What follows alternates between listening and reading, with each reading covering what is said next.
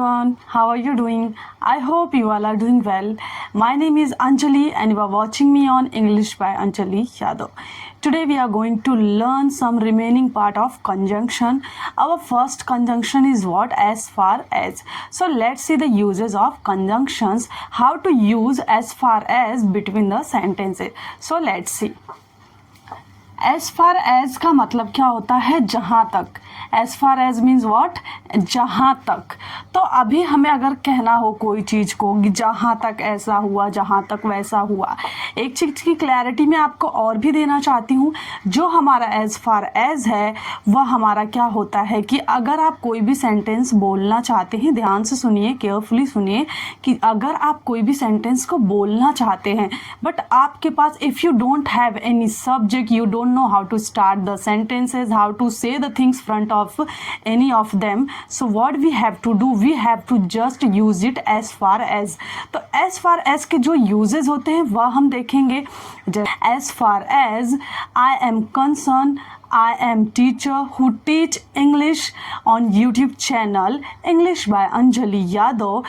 The main motive of our channel is to provide quality education and free educations to all the student all over the world. It means कि आप देख रहे हैं as far as के uses मैंने कैसे करके sentence बहुत ईजी वे में बनाया है, वैसे ही आपको करना है. सो अब हम देखेंगे कुछ example which is related to as far as. So let's see. जैसा कि यहाँ पे एज फार एज का मतलब होता है जहाँ तक. तो अगर मैं फर्स्ट एग्जांपल में ले रही हूँ यहाँ पे, this is my word, this is my first example. अगर मैं कहूँ as far as I can see he is not there, मैंने क्या कहा? जहाँ तक मैं देख सकता हूँ वह वहाँ नहीं है. क्या है? वह वहाँ नहीं है. इट मीन्स कि जैसा मैंने स्टार्टिंग में यूजेस किए एज फार एज के, विदाउट एनी, अगर कुछ भी आपको डाउट्स हो रहा है कि कैसे भी हमें सेंटेंसेस स्टार्ट करने हैं, तो जो हमारा एज फार एज कंजंक्शन है उसे यूज़ करके सेंटेंस को हम बोल सकते हैं. अभी हम देखेंगे second example. He has always kept their words as far as I know. आपने देखा पहले as far as हमने फर्स्ट वाले एग्जाम्पल में स्टार्टिंग में जो कि हमें सेंटेंस को कैसे स्टार्ट करना है, नहीं सब्जेक्ट से या हमें समझ में, वी कैन से कि अगर हमें समझ में नहीं आ रहा है कि सेंटेंस को बोलना कैसे है, सो एज फार एज के यूजेस किए. सेकेंड वन में हमारे एज फार एज के यूजेस यहाँ पे हमने किया है, जैसा कि मैंने क्या कहा है कि वह क्या रहता है? ऑलवेज अपने शब्दों पर रहता है. Kept their words, it means कि वह जो बोला हुआ बात है वह अपने शब्दों पर रहता है, अपनी कही बातों पर रहते हैं. तो as far as and I know यहाँ पे लिखा है, इट मीन्स कि जहाँ तक हम जानते हैं. क्या कहेंगे हम? जहाँ तक हम जानते हैं. आई होप आपको एज फार एज से रिलेटेड जो भी डाउट्स थे वह खत्म हुए होंगे. अभी हमारा नेक्स्ट कंजंक्शन है एट. एट के यूजेस कैसे होते हैं? एट को एज अ एडवर्ब भी यूज़ किया जाता है बट एज अ कंजंक्शंस भी यूज़ किया जाता है. सो एडवर्ब में इनके यूजेस अलग वे में होते हैं एंड कंजंक्शन में जो वे इनकी यूज ऑफ वे है वो टोटली डिफरेंट है. तो हम एज अ कंजंक्शन कैसे बोलेंगे वह हम देखेंगे. सो लेट्स सी द एग्जांपल. यहाँ पे जैसा मैंने बोला है इन स्पाइट ऑफ दैट, इसके भी यूजेस मैं बताऊंगी कि इसके भी मीनिंग यहाँ पे क्या है. एट मीन्स होता है तो भी. क्या बोला है? एट मीन्स होता है तो भी. मैंने जैसा एग्जांपल लिया है, Ravi is slow at study in his work. It means कि क्या है? रवि क्या है? रवि स्लो है तो भी. यहाँ पे एट बोला, इट मीन्स तो. जो यहाँ पे स्टडी दिया हुआ है, ये स्टडी मीन्स होता है कि जो भी काम है उनका उसमें क्या करते हैं? कंसिस्टेंसी रखा, उन्होंने कंसिस्टेंसी को बनाए रखा है अपने काम में. नेक्स्ट हम देखेंगे the weather is cold at. क्या बोला है? वेदर क्या है? कोल्ड है, ठंडा है. We had a great time. Weather ठंडा होने के बावजूद भी, मैं कहूँ कि वेदर ठंडा होने के बावजूद भी उन्होंने क्या किया? टाइम को पूरा एंजॉय किया. कि अभी अगर मैं सेम बोलूँ यहाँ पे, the weather is cold in spite of that we had a great time.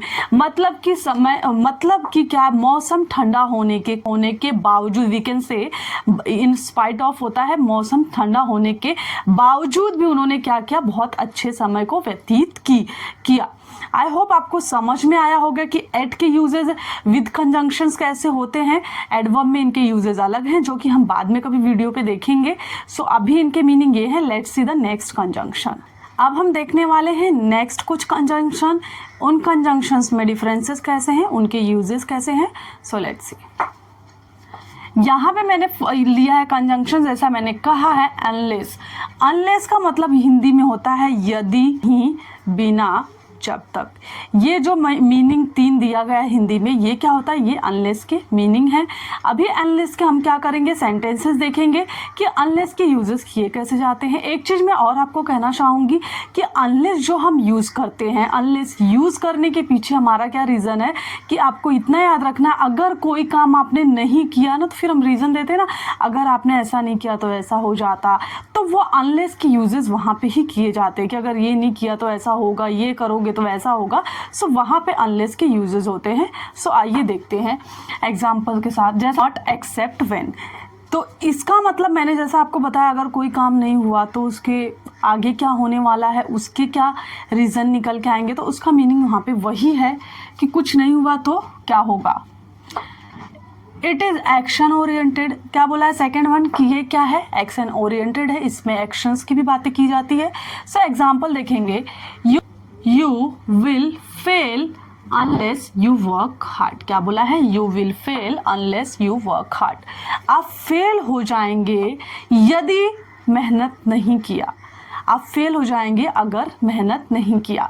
तो आप देख रहे हैं कि कोई चीज़ बताया गया कि अगर ऐसा नहीं किए तो ये होगा आगे जाके, तो समझ में आ रहा है अनलेस के यूजेस वहाँ पे होते हैं। Next example, you will be sick unless you stop eating. आप बीमार होंगे, आप क्या हो जाएंगे, बीमार हो जाएंगे अगर आपने खाना बंद नहीं किया या स्टॉप ईटिंग नहीं किया, तो आप बीमार हो जाएंगे। तो देख रहे हैं अनलेस के यूजेस दोनों जगह हुए हैं कि वहाँ पे बताया जाए अगर ये कर रहे हैं, ऐसा नहीं करेंगे तो ऐसा हो जाएगा। तो इट मीन्स कि कुछ नहीं करेंगे तो क्या कुछ हो सकता है आगे जाके, वही चीज़ों की बातें अनलेस में की गई है। नेक्स्ट कंजंक्शन हमारा है बट। बट मीन्स होता है, आज तक आपको पता होगा, बट मीन्स होता है कि लेकिन। अगर हम कभी भी बट की बातें करते हैं हमारे माइंड में तुरंत आता है बट मीन्स होता है कि लेकिन की बातें की जा रही है। बट क्या आपको पता है बट का एक और भी मीनिंग होता है, जब भी बट को यूज किया जाता है विथ रिटन में और विथ स्पोकन में भी यूज किया जाता है, तो वहां पे बट की कुछ अलग भी मीनिंग है। बट का जो सेकंड मीनिंग है वह होता है सिवा। क्या बोला है कि इसके सिवा ये नहीं, उसके सिवा वो नहीं। जैसे हम कोई बातें बोलते हैं ना, इसके अगर ये करेंगे इसके सिवा वो वाला काम नहीं करेंगे, ये करेंगे तो वो वाला काम नहीं करेंगे, इसके सिवाय उसको नहीं ले जाएंगे। तो वैसे जो सिवा हम लोग यूज करते हैं उसकी बात बट में किया है, जिसे बोला जाता है इंग्लिश में कहूँ तो एक्सेप्ट। तो एक्सेप्ट के यूज में बट के यूजेस एक्सेप्ट के रूप में भी होते हैं, बट के यूजेस लेकिन के यूज में भी होते हैं। तो कुछ एग्जांपल्स मैंने लाया जिससे आपको क्लैरिटी मिलेगी कि बट के यूजेस कैसे होते हैं एज अ लेकिन के लिए और सिवा के लिए कैसे होते हैं। सो लेट्स सी। यहाँ पे मैंने कहा है बट मीन्स ऐसा लेकिन होता है और सिवा होता है। तो यहाँ पे फर्स्ट एग्जांपल है, he is poor but happy. वह क्या है, वह गरीब है लेकिन, यहाँ पे क्या इसका मीनिंग आ रहा है, लेकिन। यहाँ पे सेंटेंस समझने की कोशिश कीजिए, he is poor but happy. वह गरीब है लेकिन क्या है, खुश है। समझ में आ रहा है आपको। नेक्स्ट जो मैंने आपको कहा था ना, जो सिवा, जो बट का सेकंड यूज होता है एक्सेप्ट या कहो सिवा कहो, तो उसमें क्या होता है कि अगर आपको एवरीवन, नथिंग, ऑल ऐसे शब्द दिखाई देंगे, ऐसे वर्ड आपको वहाँ पे मिलेंगे जहाँ पे बट के साथ में ना ऐसे एवरीवन, नथिंग, ऑल ऐसे वर्ड यूज होंगे। इट मीन्स कि वहाँ पे एक्सेप्ट की बातें की है कि सिवा, यहाँ पे लेकिन की बात नहीं, यहाँ पे सिवा की बात की गई है। तो यहाँ पे देखा कैसा बोला गया है, everyone but Anjali has come. क्या बोला है कि एवरीवन, सभी की बात क्या है, ये बट जो है एक्सेप्ट की जगह पे बोला गया है, एक्सेप्ट अंजलि हैज़ कम।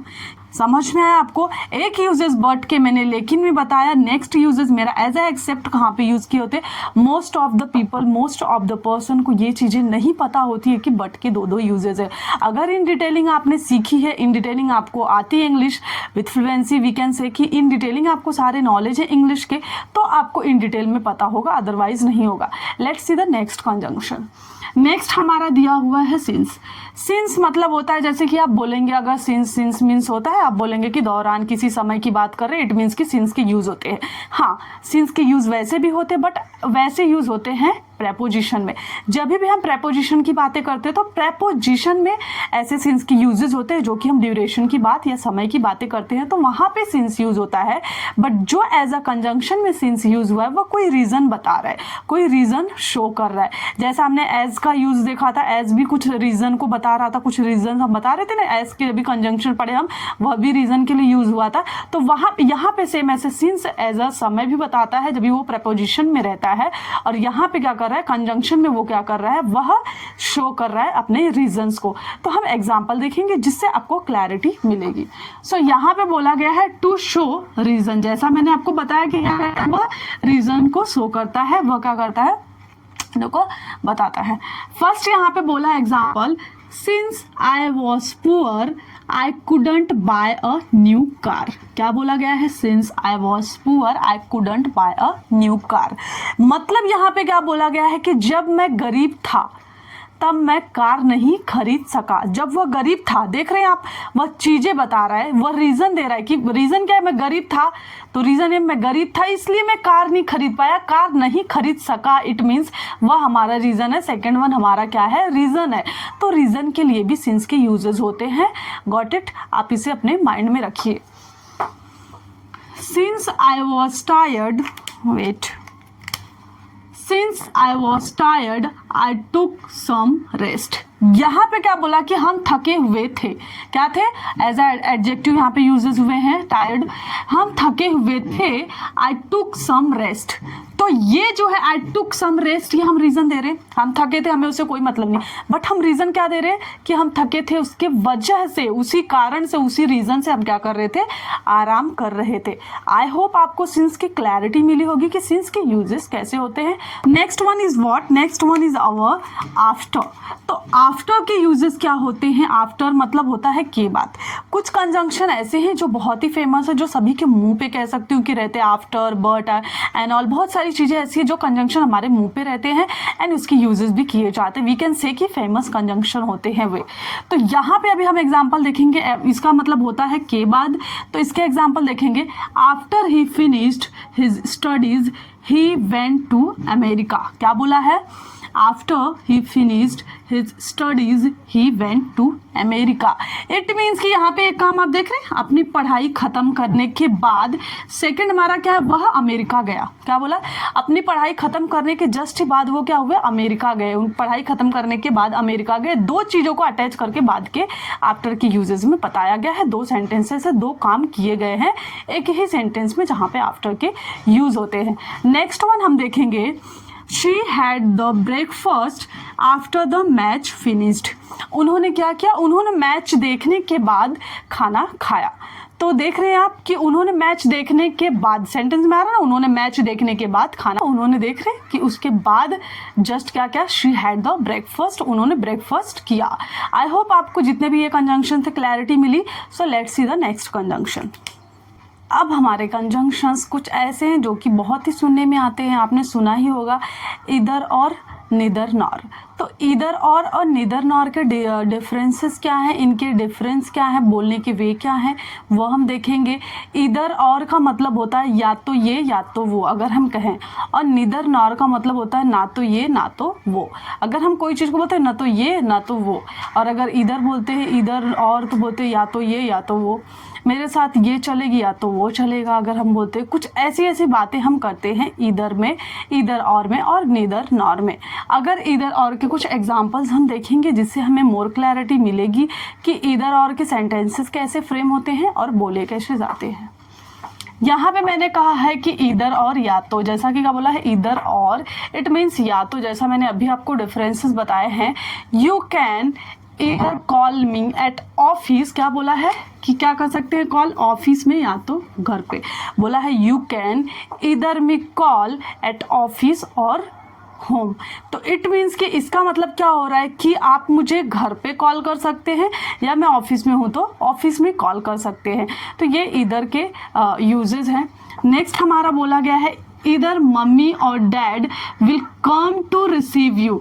या तो मम्मी या तो पापा, कोई भी आके क्या करेगा, आपको लेगा, ले लेगा, रिसीव कर लेगा। एक चीज़ हमें ध्यान में रखना है, जो हमारे सब्जेक्ट्स होते हैं, जैसे मेरा अगर नीदर नॉर और ईदर और है, तो उसमें जो भी हम क्या लेते हैं, वर्ब लेते हैं, वो सब्जेक्ट के अकॉर्डिंग लेते हैं। आई होप आपको ईदर और का समझ में आया होगा कि इनकी यूजेस क्या हैं। अभी हम देखेंगे नीदर नॉर। नीदर नॉर में क्या बोला गया है यहाँ पे कि ना तो ये ना तो वो। जैसे मैंने कहा, Ravi is neither good in studies nor sports. मतलब रवि ना तो स्टडी में, ना तो पढ़ाई में अच्छा है, ना तो स्पोर्ट्स में या तो खेलकूद में अच्छा है। इट मीन्स देख रहे हैं, रवि ना तो पढ़ाई में अच्छा है, रवि ना तो स्पोर्ट्स में अच्छा है। जो हमारा इधर और निदर नॉर है, इट मीन्स कि जो भी आप सेंटेंसेस फ्रेम करते हैं, जो टेंसेस में रहेंगे वो दोनों टेंसेस उनके सेम होते हैं। या ना कि आप पहले कुछ और ही टेंसेस में पहले और कुछ ही सिंपल प्रेजेंट लिया, देन कोई अलग टेंस लिया, ऐसा नहीं होता है। सिमिलर सेंटेंसेस होते हैं, सिमिलर टेंसेस होने चाहिए, अनसिमिलैरिटी नहीं होनी चाहिए। और एक चीज़ मैं कहना चाहूँगी कि जब भी आप इसमें क्या करते हैं, जो आपके सब्जेक्ट होते हैं, सब्जेक्ट के अकॉर्डिंग आपके वर्ब होते हैं। अगर सपोज आपके एक सेंटेंस में 2 सब्जेक्ट है, सिंगुलर प्लस प्लूरल है, तो अगर प्लूरल है तो प्लूरल के अकॉर्डिंग लेना है। सेकंड वाला हमें सब्जेक्ट देखना है, तो सेकंड वाले के अकॉर्डिंग लेना है। सेकंड प्लूरल है तो प्लूरल वहाँ पे वर्ब होगा, अगर सेकंड सिंगुलर तो सिंगुलर वर्ब होगा। आई होप आपको ये वाली क्लैरिटी मिली है और आप ध्यान में रखेंगे इसे। सो let's see the next. But only, not also, ना ही केवल एंड लेकिन भी। क्या बोला है? ना ही केवल लेकिन भी। एग्जाम्पल से हम देखेंगे कि ना ही केवल और लेकिन भी के यहाँ पे डिफरेंसेस क्या हैं। बोला गया है, she is not only a good student but also a good cricketer. ना तो वो केवल एक अच्छी विद्यार्थी है, लेकिन वह एक अच्छी क्रिकेटर भी है। नेक्स्ट एग्जाम्पल हमारा क्या है यहाँ पे, Ravi not only eats carrot but also cabbage. नहीं केवल गाजर ही खाते हैं, वह क्या करते हैं, लेकिन वह कह सकते हैं कि कैबेज भी खाते हैं। नेक्स्ट अभी हम देखेंगे एज लॉन्ग एज, जब तक, condition and duration. As long as हमारा क्या करता है, जब तक, इसका मतलब होता है जब तक।